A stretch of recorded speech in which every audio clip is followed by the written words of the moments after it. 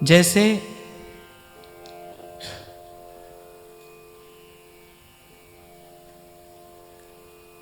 सोए हुए हाथी से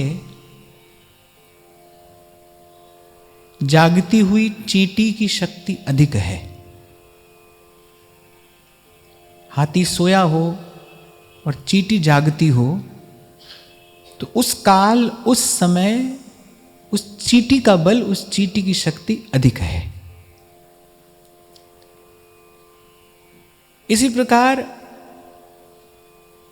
जो मोह निद्रा में सोया है वो भिक्षुक है या सम्राट है, पर वो मृत प्राय ही है। निद्रा में व्यक्ति मृत प्राय ही तो होता है।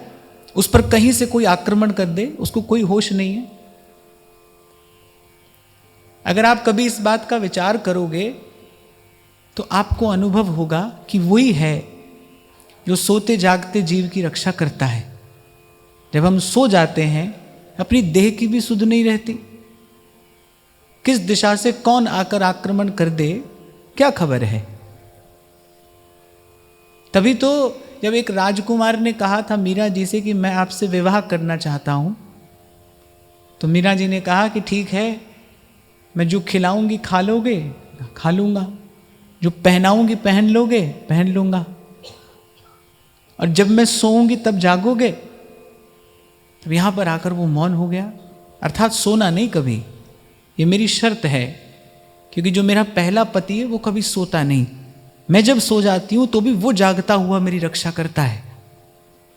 कहने का तात्पर्य ये है कि जो सुषुप्ति में है, जो अचेत पड़ा है वो मृत प्राय ही है।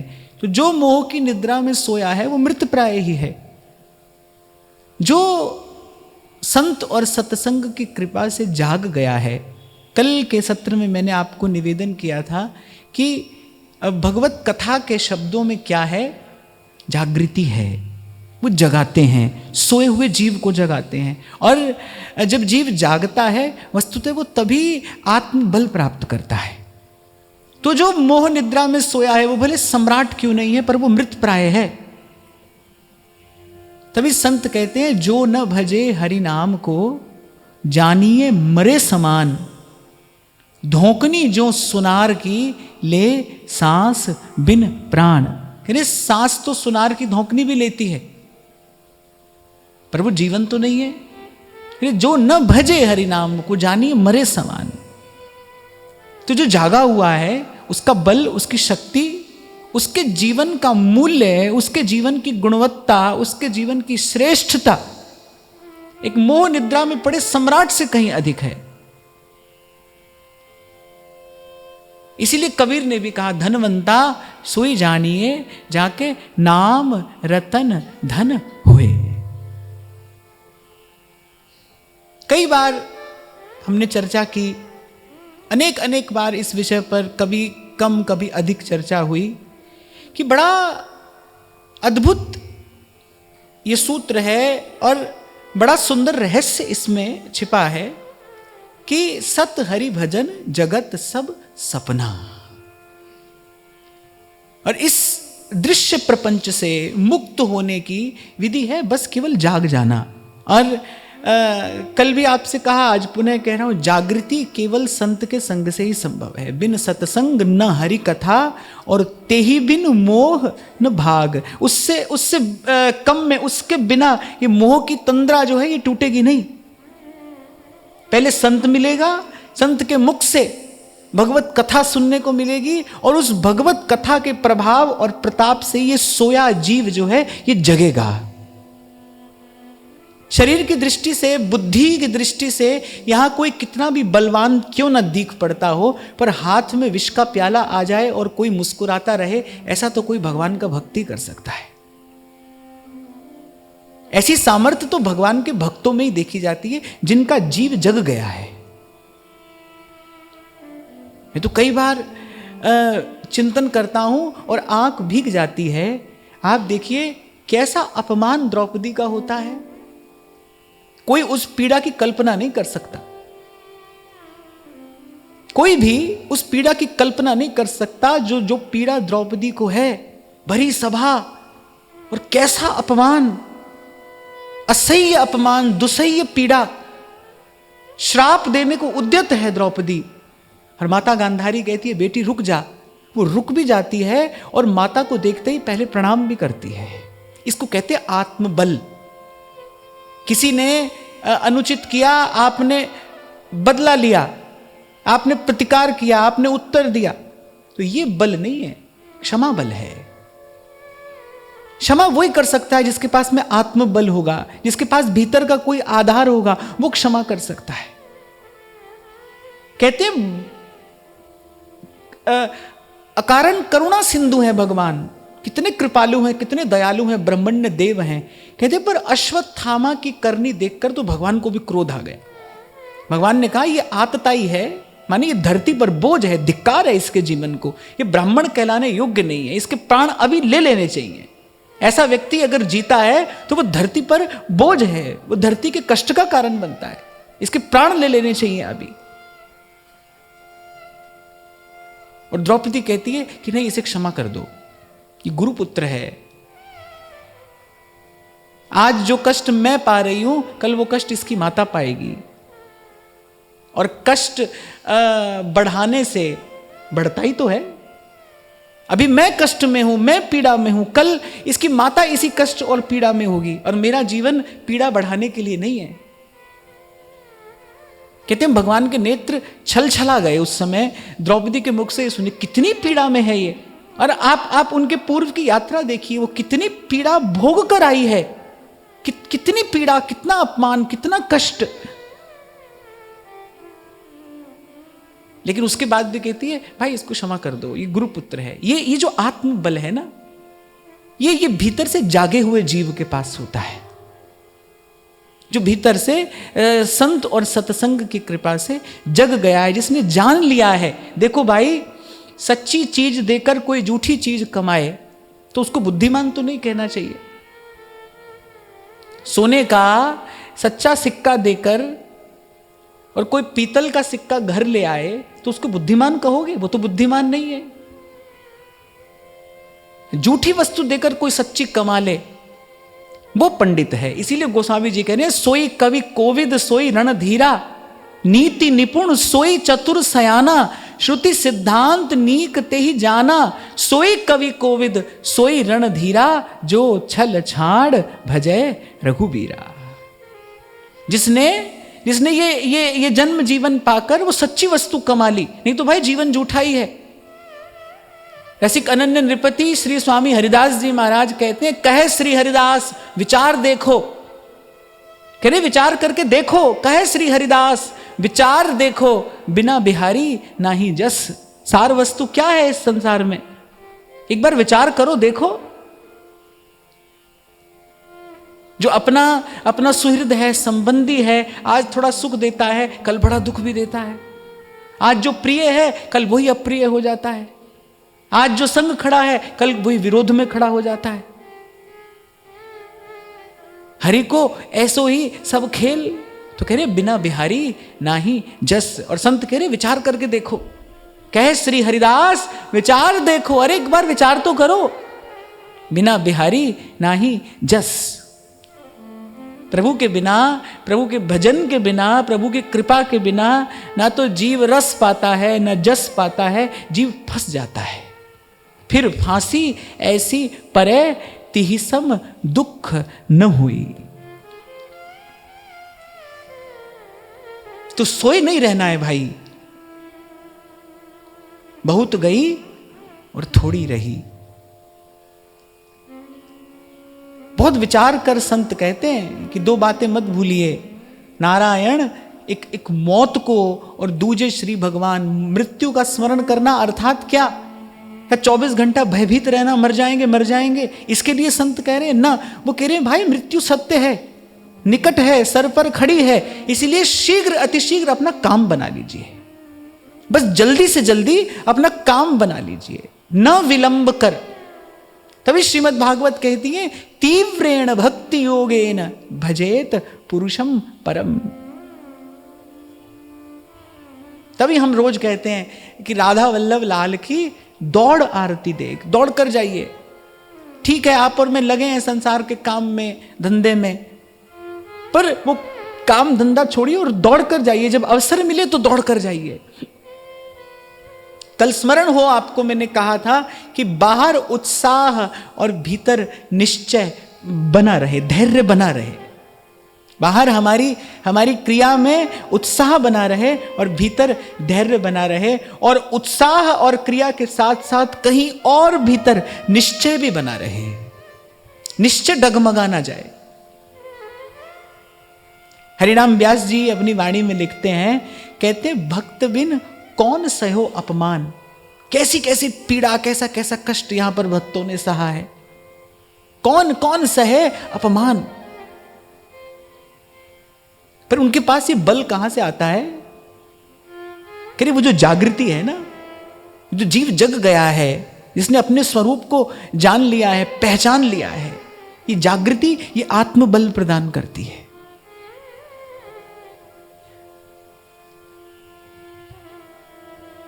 और इस जागृति का स्रोत क्या है?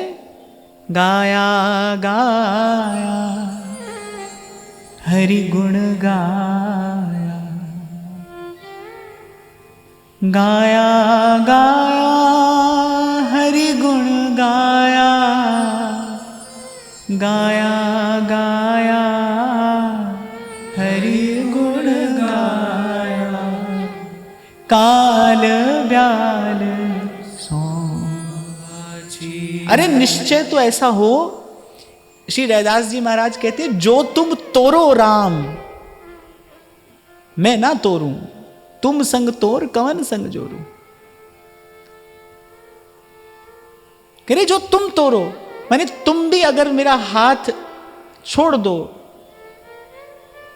मारो झिड़को तो नहीं जाऊं, सरक सरक तुम ही पे आऊं।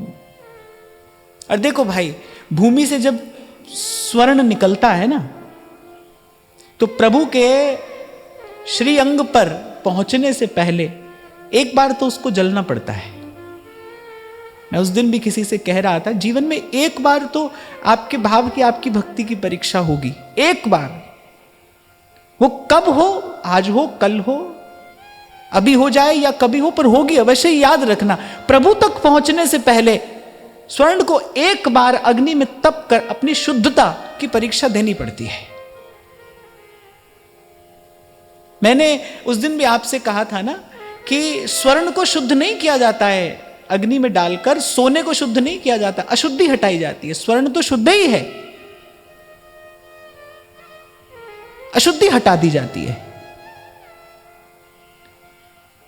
तो उस समय, उस परीक्षा से तप कर एक बार तो जीव को खरा उतरना पड़ता है, उस कसौटी पर भी। हाँ, पर इतना मैं अवश्य साथ में और कह दूं, ये तभी संभव हो पाता है जब जीवन में सत्संग का आधार हो।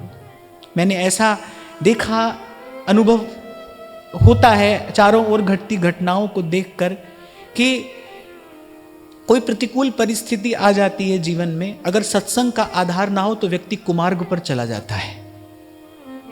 सत्संग का आधार ना हो तो व्यक्ति कुमार्ग पर चला जाता है, और सत्संग का आधार हो, सत्संग का संस्कार हो, तो व्यक्ति अपने जीवन को तपस्या बनाकर तप कर निखर जाता है।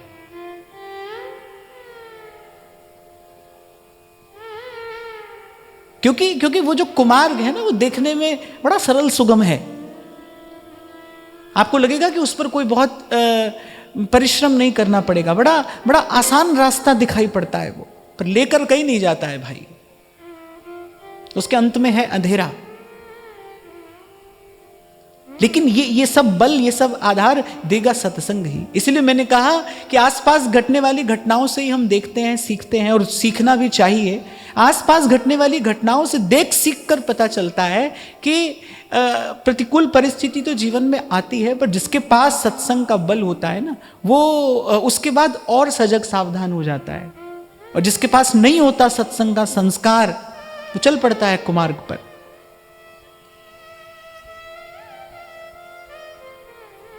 इसलिए बहुत विचार कर संत कहते हैं, कल भी मैं आपको कह रहा था ना, संतों की वाणी की यही बलिहारी है, उनके शब्दों की यही बलिहारी है कि वो बड़ी कठिन कठिन क्लिष्ट क्लिष्ट बातों को अत्यंत सरल करके दे देते हैं। जैसे बहुत कड़वी दवा हो ना, तो वैद्य कहता है इसको शहद के साथ देना, ऐसे ग्रहण नहीं की जाएगी, इसको शहद के साथ देना, इसको किसी मीठी वस्तु के साथ देना, खाते ही कोई मीठी वस्तु खा लेना।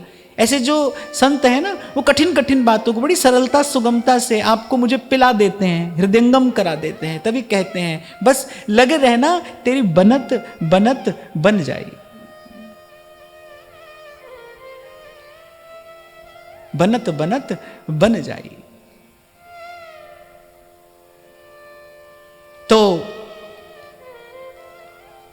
यहीं से बात बनेगी भाई, इसी के अभाव में बिगड़ी है। जिसके अभाव में बात बिगड़ी है उसकी पूर्ति से ही तो बात बनेगी।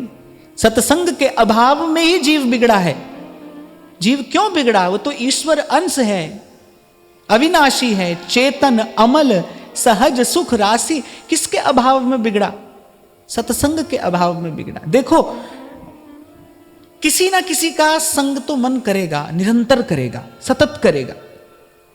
आप 2 घड़ी चैन से बैठ भी जाओ पर मन तो नहीं बैठता है। वो तो किसी ना किसी का संग कर रहा है।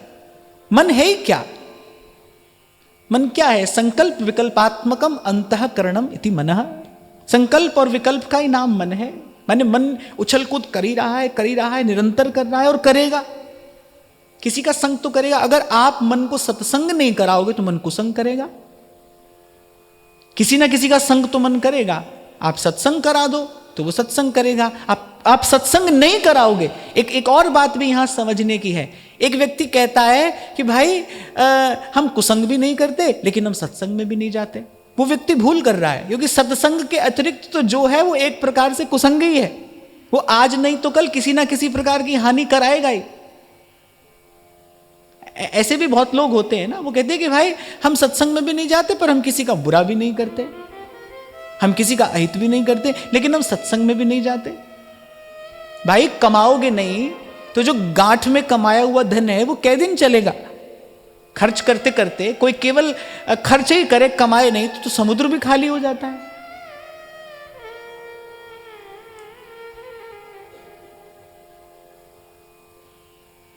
तो यदि आप सत्संग में मन को नहीं लगाओगे तो वो आपको कुसंग में ले जाकर गिरा देगा। और उसके पास इतनी सामर्थ्य है, संत कह रहे हैं, शास्त्र कह रहे हैं, बोले बंधन और मोक्ष का कारण मन ही है। इस चेतन, अमल, सहज, सुख राशि जीव को बंधन में डालने वाला कौन है? मन है। मुक्त कराने वाला कौन है? मन है। मन ही मिलावे राम से और मन ही करे फजीत। किसी की बात भगवान ने नहीं की, ना बुद्धि की, ना चित्त की, मन की बात कर रहे हैं। असंशय महाबाहो मनो दुर्निग्रहम चलम। रविदास जी कह रहे हैं जैसे खोटे तुरंग की, जैसे अड़ियल घोड़ा होता है ना, थोड़ी थोड़ी देर बाद अटक जाता है। स्वामी चाहता है वो कहीं चले पर वो जाता कहीं और है, स्वामी को भी कहीं और ले जाता है। तो बहुत अड़ियल घोड़ा हो तो अपने सवार को ही पटक देता है। फिर मैं आपको ये कह रहा हूं कि मन के पास इतनी सामर्थ्य है, वो ले जा सकता है आपको कहीं। आज व्यक्ति जितनी दौड़ भाग कर रहा है, कि जीवन में जितनी दौड़ भाग है, क्या क्या व्यक्ति नहीं करता है। छल कपट पाप कर रहा है, निरंतर कर रहा है। किसके कहे कर रहा है? शास्त्रों के कहे कर रहा है, गुरुजनों के कहे कर रहा है, अपने हितैषियों के कहे कर रहा है। किसके कहे कर रहा है? मन के कहे कर रहा है। अच्छा, और संसार कैसा दुष्ट है, कैसी शिक्षा संसार देता है। वो कहता है सुनो सबकी, करो मन की। कहता है कि नहीं? कह रहे सबकी सुनो, करो मन की। अरे मन की सुनी करके किसका हित हुआ है आज तक? यहां तो कहते हैं मन की चाल चलने वाला मनमुखी है, वो तो कभी कृपा पात्र हो ही नहीं सकता। मैं तो कई बार विचार करता हूं कि कुछ कुछ बातें कैसे जन्म से ही हमको सिखा दी जाती हैं। ऐसे आपसे मैं कहता हूं, कहते हैं मन लगा के काम करो। छोटी सी बात है, आप चाय बना रहे हो, मन लगाने से क्या होगा भाई? उसमें बुद्धि की आवश्यकता है ना। कब कब उसमें चाय डालनी है, कब मीठा डालना है, कब दूध डालना है, तो बुद्धि की आवश्यकता है। इसमें मन क्या करेगा? इसमें मन ना हो तो भी चाय बन जाएगी, बुद्धि ना हो तो नहीं बनेगी। अब मूर्ख व्यक्ति को कहो जाकर लड्डू बनाओ, कैसे बनाएगा वो? मन तो उसके पास में है, बुद्धि तो नहीं है। तो संसार के काम में तो मन नहीं चाहिए। जो वस्तु जहां लगानी चाहिए वो वहां नहीं लगाई, इसी के कारण तो सब भूल भ्रम है जीवन में। और दूसरी बात ये हमको सिखा दी, बोले सुनो सबकी करो मन की। क्यों करो भाई मन की? मन की करने से हित नहीं होता। मन से कराने से हित होता है। ध्रुवदास जी कह रहे हैं, बोले अब तू मेरो कहो कर। अपने मन से ध्रुवदास जी कह रहे हैं, आज तक मैंने तेरा कहा किया, अब तू मेरा कहा कर। क्योंकि तेरा कहा मैं जब तक करता रहा, कहूं न पायो सुख। डारन डारन में फिरो, पातन पातन दुख। बात तो बड़ी छोटी सी है, 1000 बार सुनी होगी आपने, सुनी ना, यहां वहां से सुनी। आप भी हो सकता है किसी को ये सलाह देते हो, भाई सबकी सुनो मन की करो। ना ना, मन की ना करिए भाई। श्रीमद् भागवत में उदाहरण आता है ना, ध्रुव जी के प्रसंग में। राजा उत्तानपाद की 2 पत्नियां हैं, एक सुरुचि है, एक सुनीति है। सुनीति माने जो शास्त्र कह रहे हैं, जो गुरुजन कह रहे हैं वो करो, लेकिन वो करना कठिन है। उसके लिए आपको अनुशासन में रहना पड़ेगा, उसके लिए स्वार्थ को एक और रखना पड़ेगा, उसके लिए शरीर के सुख का भी त्याग करना पड़ेगा। और दूसरी है सुरुचि। सुरुचि माने जो मन में आए वो करो। अच्छी राजा उत्तानपाद को कौन लगती है? सुरुचि लगती है। किसी को भी, उनको क्यों, आपको, मुझे, हम सबको सुरुचि ही प्रिय है। जो मन को अच्छा लगे वो करो। छोटे से बच्चे को सिखा दिया मन की करो, सबकी सुनो मन की करो। ना भाई, मन की न करिए। मन का कहा करके कोई टिकाने नहीं पहुंचा। मन ही करे फजीत। तभी श्री नागरीदास जी कहते हैं, ये मन मार जिवाइये, जियत ना आवे काज। ऐसा मन भजन के काम का नहीं, जैसा आपका मेरा आज मन है ना, अपनी इच्छा से चलने वाला, बेलगाम चलता है, जहां इच्छा हो वहीं जाता है, और अकेला नहीं जाता, आपको भी ले जाता है, आपको भी ले जाता है। तो ऐसे मन के कहे चल के, ऐसे मन के पीछे लग के किसी का हित नहीं हुआ। ये मन मार जिवाइये। मार जिवाइये अर्थात एक बार इस मन को गुरु चरणों में डालिए, फिर वो अपनी अमृत संजीवनी विद्या से इसको पुनर्जीवित करेगा।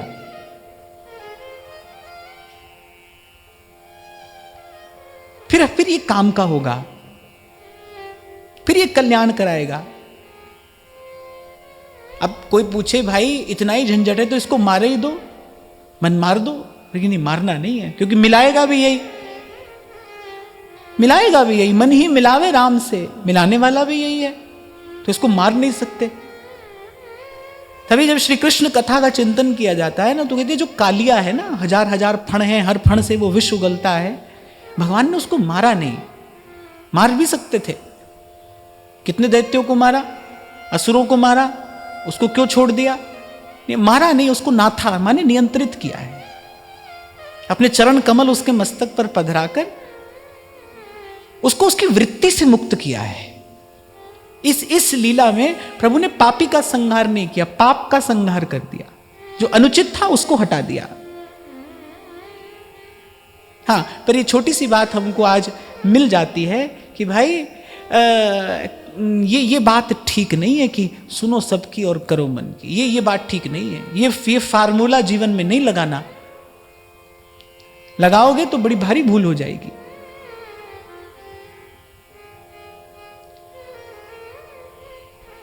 जहां अपनी बुद्धि न जाती हो, जहां जिस बात पर अपनी बुद्धि में निर्णय लेने की क्षमता ना हो, वहां शास्त्र का और गुरुजनों की आज्ञा का ही अनुसरण करना चाहिए। इसी में जीव का, इसी में आपका, मेरा, हम सबका हित है, कल्याण है। कल भी मैं आपको कह रहा था ना, वो किसी व्यक्ति ने लिखा कि मैं आपकी इस थ्योरी से सहमत नहीं हूं। तो मैं बड़ी विनम्रता पूर्वक एक बात यहां से कहना चाहता हूं कि मैं यहां से कुछ भी अपनी थ्योरी नहीं कहता हूं। ये तो जो शास्त्र की और गुरुजनों की बात है, मैं तो जो कहते हूं आपको वो बता रहा हूं। अरे मेरे क्या, मेरे पिता के पास में इतनी बुद्धि नहीं है जो अपनी थ्योरी बना सके। हमारे पास इतनी बुद्धि नहीं भाई। मैं तो यहां से ये बात कह रहा हूं, हमारे पास ना इतनी बुद्धि है और ना हमें ऐसी बुद्धि की आवश्यकता है कि हम इससे न्यारा कोई अपना सिद्धांत बनाएं। तो जो हमको मिल गया है हमको पर्याप्त है। इन शास्त्र के वाक्यों के रूप में, अपने आचार्य के शब्दों के रूप में हमें जो मिल गया है ना, जो प्राप्त है वो पर्याप्त है। इससे अधिक की हमको आवश्यकता नहीं है।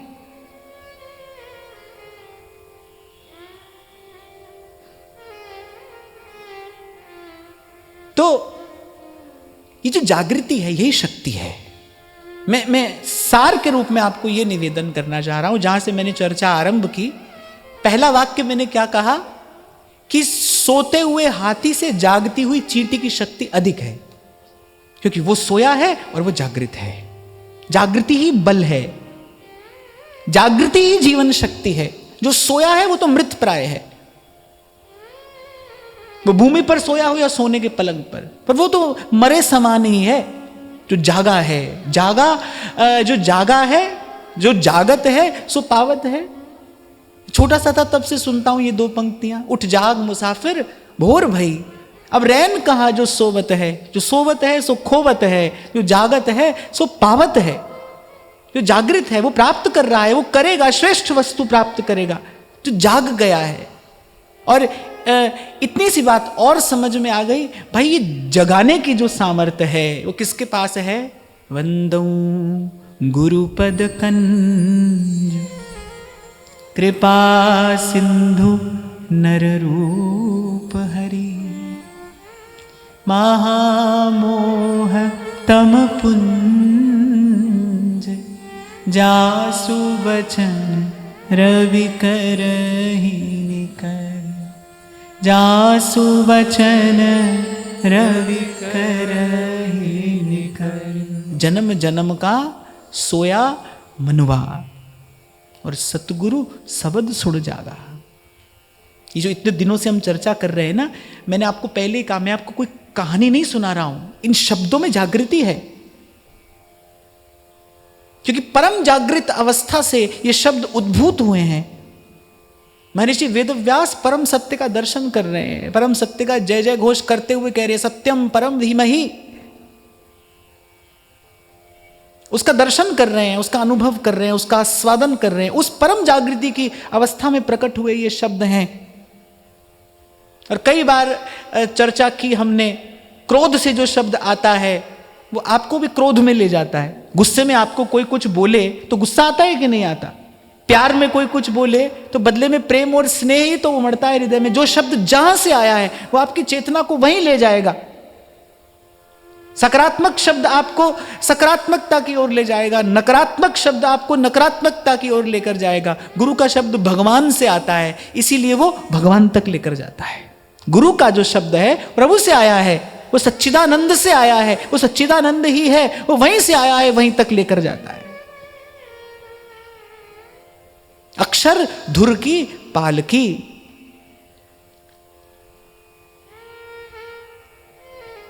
महाराज अपनी बाणी में कहते हैं ना, जाका किया दरगाह चले। जो यहां कहता है और वहां तक चलता है। जाको मीत साजन है समिया, तिस जन को काहे की कमिया। जाको मीत साजन है समिया, तिस जन को कहो काहे की कमिया। हो जाकी प्रीत गोविंद स्यों लागी, हो जाकी प्रीत गोविंद स्यों लागी। दुख दर्द भ्रम ताका भागी, जाको मीत साजन है समिया, तिस जन को काहे की कमिया। पर एक छोटी सी बात मैं और निवेदन करके आगे बढ़ूं। शायद कभी पहले भी मैंने आपसे कहा था, जो करता है,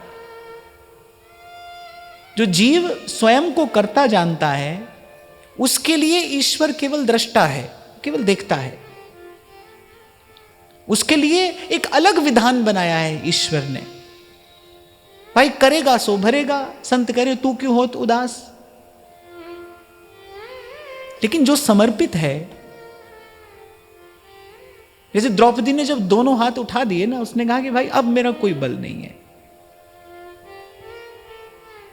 उसने देख लिया संग सखा सब तज गए और कोई न निभयो साथ। और मैं तो एक और बात भी आपको बड़ी विनम्रता पूर्वक कहूँ भाई, जीवन में अनेक अनेक बार ऐसी स्थितियां उत्पन्न होती हैं जो वस्तुतः उस पर किसी का नियंत्रण नहीं होता। संग सखा सब तज गए और कोई न निभयो साथ। और कह नानक यह विपत में एक टेक रघुनाथ। लेकिन भगवान की माया कैसी है कि जब वो दुख का झंझावात आता है ना, तो जीव से भगवान के चरण छूट जाते हैं, वो छूट न जाएं और कस के पकड़ लिए जाएं, छूट जाते हैं। मैं ऐसा नहीं कह रहा कि आपसे छूट जाते हैं, मुझसे नहीं छूटते,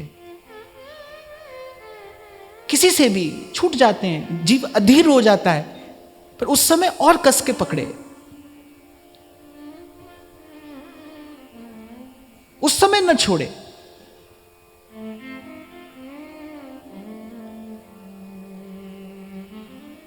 तो समस्त सद्गुणों का, समस्त बल शक्ति ऊर्जा के संचार का जो मूल है वो ये भगवत कथा है। और इसकी महिमा तो कल विराम के क्षणों में हमने यहीं से चर्चा की कि अभी कथा आरंभ नहीं हुई, अभी सनकादिक केवल कथा की महिमा बता रहे हैं, इस कथा की महिमा क्या है। और वहीं पर भक्ति महारानी ज्ञान और वैराग्य के सहित प्रसन्न मुद्रा में प्रकट होती है। और जहां भक्ति है, जहां भक्त है, वहीं भगवान है। सदा हरि वसेत् तत्र यत्र भागवता जनाः गायन्ति भक्ति भावेन हरेर नामैव केवलम्।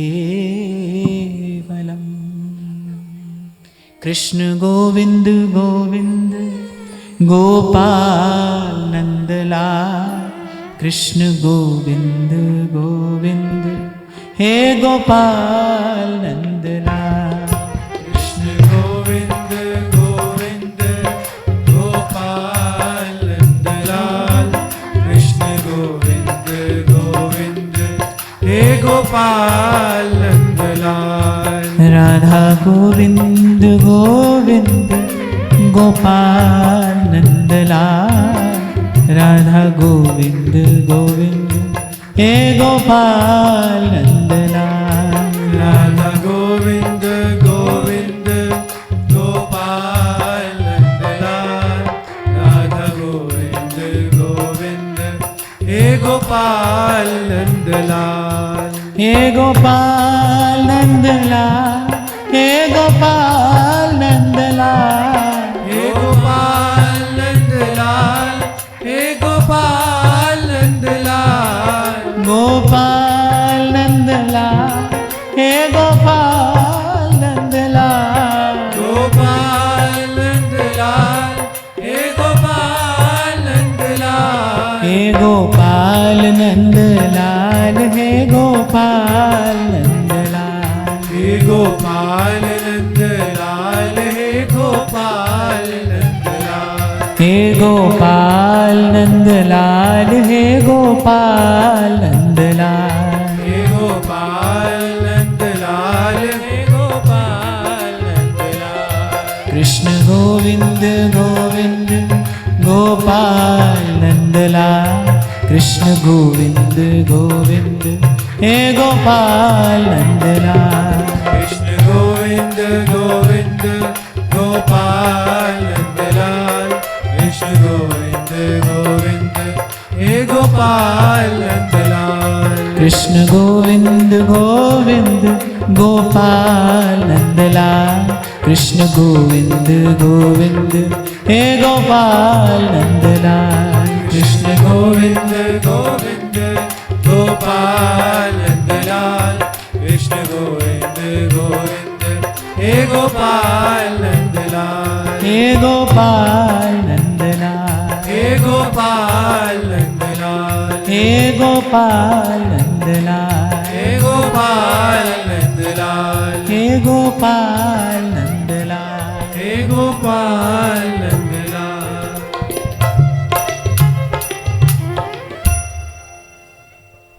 तो जब श्री सनकादिक ने कथा आरंभ की तो पहले कथा का प्रभाव प्रताप क्या है ये बताया। एक छोटा सा इतिहास सुनाकर, एक छोटी सी कथा सुनाकर। कि तुंगभद्रा नदी के तट पर एक ब्राह्मण रहते हैं, उनका नाम है आत्मदेव। बहुत ध्यान से सुनना, बड़ी गंभीर वार्ता है और एक बड़ा विलक्षण सिद्धांत इस कथा के गर्भ में है। और मैं आपको नित्य स्मरण कराता चलूंगा कि यहां उद्देश्य क्या है। कहें कथा और अर्थ विचारे। कथा का अर्थ ही भक्ति का श्रृंगार है। जो कथा का वास्तविक अर्थ है वही भक्ति महारानी का श्रृंगार है। तो आत्मदेव नाम के ब्राह्मण हैं, तपस्वी ब्राह्मण हैं, समृद्ध भी हैं, तपस्वी भी हैं। और कथा कहती है कि बिल्कुल ब्राह्मणोचित जीवन का वो निर्वाह करते हैं। 10 गुण कहे हैं ब्राह्मण के श्रीमद् भागवत ने ही। शमो दमस्तपः शौचम संतोषः क्षान्तिरार्जवम् ज्ञानम दयाच्युतात्मत्वं सत्यम च ब्रह्मलक्षणम। दिव्य गुणों से विभूषित उनका जीवन है। विवाह हुआ, पत्नी सुंदरी है, नाम क्या है? धुंधुली। अब यहां से ये जो कथा है, जो गाथा है, यहां से इसका प्रवाह किसी और दिशा में मुड़ जाता है। आत्मदेव ब्राह्मण तो बड़े तपस्वी हैं, सूर्य के समान तेजस्वी, जैसे जीवात्मा है, चेतन, अमल, सहज, सुख राशि। आप देखो नाम में ही रहस्य छिपा है, आत्मदेव। और पत्नी का नाम क्या है? धुंधुली। धुंधुला शब्द है ना, सुना है आपने? धुंधुला, धुंधुली। अंग्रेजी में कहें तो फॉगी, अस्पष्ट। थोड़ा और विचार करें तो संशयात्मिका। 2 प्रकार की बुद्धि होती है। एक संशयात्मिका बुद्धि होती है, एक निश्चयात्मिका बुद्धि होती है। संसार का जो व्यक्ति है ना, वो कितना भी बुद्धिमान क्यों ना हो, माने उसको कितना भी 1 से 10, 10 से 1000 लाख करोड़ बनाना आता हो, लेकिन उसकी बुद्धि संशयात्मिका बुद्धि है। और जो साधक है उसकी बुद्धि निश्चयात्मिका बुद्धि है। ये बात मैं क्यों कह रहा हूं, कैसे कह रहा हूं? क्योंकि साधक ने सत्य और असत्य का विवेकपूर्ण विचार कर लिया है और अब सत्य वस्तु को प्राप्त करने के लिए प्रयास कर रहा है। उसने दृढ़ निश्चय कर लिया है। दृढ़ निश्चय कर लिया ना श्री मीरा जी ने, हो बाला मैं तो बैरागण होंगी। अब मुझे कोई रोक नहीं सकता है। जिन भेस्या मारा साहेब रीझ है, जिन भेस्या मारा साहेब रीझ है, सोई भेस धरूंगी मैं तो बैरागण होंगी। बाला मैं तो बैरागण होंगी। निश्चय कि राजा जी रूठे वारो देश रखासी, हरि रूठा कठ जासे हरी माई। ये निश्चयात्मिका बुद्धि का स्वर है। राम नाम रो झाज चिलास्या और भव सागर तिर जास्या रे माई। कितना दृढ़ निश्चय है इस पंक्ति में। जो आरंभ में मैंने आपसे कहा ना, निश्चय, उत्साह और धैर्य, ये 3 बात जीवन में बनी रहे। बाहर उत्साह, भीतर धैर्य, और इन दोनों के मूल में निश्चय है। क्या निश्चय है? कि भाई मिलना है प्रभु से, प्रभु को प्राप्त करना है। करिए राम नाम रो जहाज चिलास्या और भव सागर तिर जास्या री माई। मैं दृढ़ निश्चय यहां यूं देख रहा हूं कि वो कह रही है कि मैं ही जहाज चलाऊंगी। नानक नाम जहाज है, चढ़े सो उतरे पार। गुरु ने जो नाम सुनाया है उस नाम के जहाज में बैठूंगी। किसी ने कहा भवसागर की बड़ी उत्ताल तरंगे हैं। श्रीमद् भागवत स्वयं कहती है संसार सिंधु अति दुस्तरम, बड़ा दुस्तर सिंधु है, कैसे जाओगी? फिर इस बात का मुझे भय नहीं है।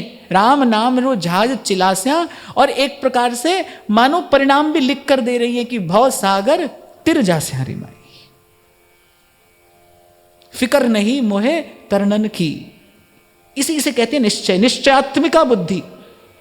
तो धुंधली अर्थात अस्पष्ट, माने द्वंद।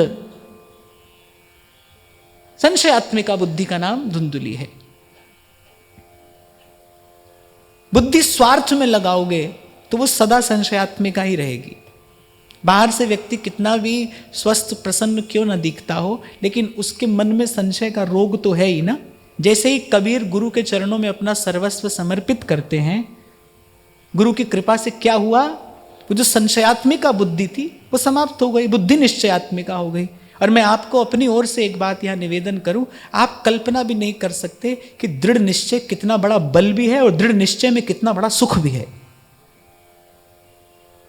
बड़ा अद्भुत सुख है इस दृढ़ निश्चय की अवस्था में, जब निश्चय हो गया कि भाई अब यही हमारा मार्ग है, अब करेंगे मरेंगे जो भी होगा पर लेकिन अब यही होगा, अब यही हमारा मार्ग है।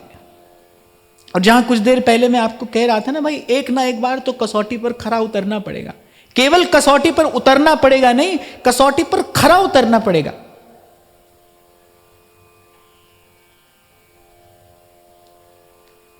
खाली कसौटी पर चढ़ जाने से काम नहीं चलेगा, उससे खरा भी उतरना पड़ेगा। कोई भी वस्तु प्रभु की सेवा में लाने से पूर्व देख ली जाती है ना, परख ली जाती है। गला सड़ा फल कौन लेकर जाएगा? उत्तम वस्तु ही प्रभु के चरणों तक लाता है ना, प्रभु का पुजारी, प्रभु का सेवक। तो इस बुद्धि को आप स्वार्थ में लगाओगे तो ये सदा ही संशयपूर्ण बनी रहेगी। आपने जैसे ही परमार्थ में बुद्धि को निवेदन किया, जैसे ही आपने इस बुद्धि से परमार्थ का विचार किया, परमार्थ को बुद्धि निवेदन करना अर्थात परमार्थ का विचार करना। इसलिए कई बार मैं आपसे कहता हूं भाई थोड़ा एकांत में बैठकर कभी अपने मन से बात भी करो। सब संत अपने मन से ही बात कर रहे हैं। रे मन रसिकन संग बिन रंच न उपजय प्रेम, रे मन श्री हरिवंश भज जो चाहत विश्राम। रे मन अपने मन से कह रहे हैं। तो परमार्थ का विचार करिए, ये बुद्धि परमार्थ में लगे। और जब ये बुद्धि परमार्थ में लगेगी तभी दृढ़ होगी, तभी ये निश्चयात्मिका होगी, तभी उस सुख का, उस आनंद का किंचित अनुभव होगा। पानी में लहरें उठती हों तो कोई प्रतिबिंब नहीं देख सकता है ना उसमें। ऐसे ही जब तक भीतर बाहर अस्थिरता हो तो सुख की अनुभूति कैसी होगी? सुख तो माने उसी स्थिर अवस्था का नाम है ना, चेतना स्थिर हो जाए जब। तो वो आत्मदेव की वो पत्नी जो है ना, है तो देखने में तो सुंदर है पर नाम धुंधली है, माने है संशयात्मिका, अस्थिर है। और उसका कुछ लक्षण यहां पर कहा गया है जिस पर विचार करना चाहिए।